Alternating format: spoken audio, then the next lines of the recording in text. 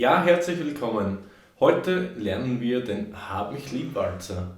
Wir spielen das Lied auf der zweiten Reihe der Harmonika und wir beginnen mit diesem Auftakt.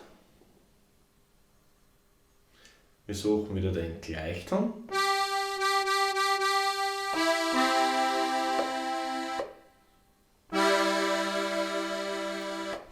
Das ist der Auftakt.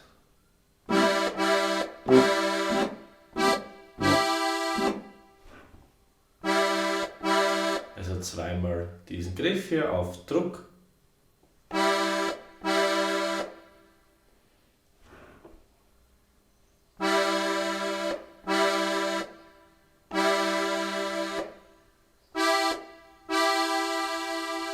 ist der nächste Griff.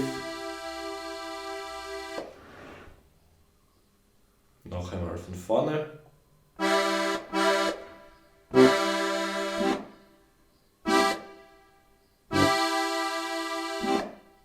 Der Kreuzgriff.